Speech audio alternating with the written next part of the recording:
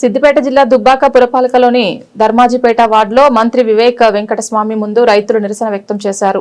మంత్రి పర్యటన సందర్భంగా రైతు భరోసా ఎప్పుడు వస్తుందని, రైతులకు పూర్తి స్థాయిలో రుణమాఫీ కాలేదని కొంతమంది రైతులు ఫ్లెక్సీలతో నిరసన తెలిపారు.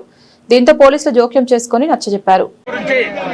మన ఇన్ఛార్జ్ మంత్రి గారు వివేక్ గారు, గౌరవనీయులు వివేక్ గారు ధర్మాజిపేట సందర్శించిన సందర్భంగా ధర్మాజిపేట రైతులందరూ మరి ఏకమై వాళ్ళ బాధలు ప్రజాస్వామ్యబద్ధంగా మంత్రి గారికి విన్నవించడం జరిగింది.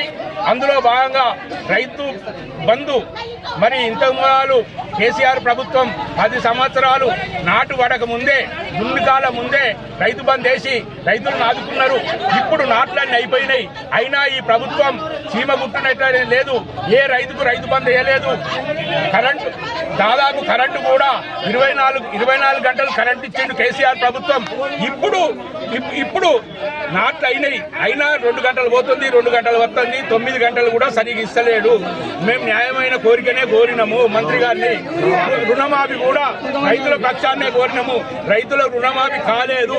దాదాపు మా ఊళ్ళో 25% రుణమాఫీ అయింది. దాదాపు 75% రుణమాఫీ కాలేదు. మన మంత్రి గారికి మేము వినతి పత్రం ఇచ్చాము. సానుకూలంగా స్పందించి ఇవన్నిటికీ దృష్టిలో చేసుకొని మీకు చేస్తామని చెప్పిండు.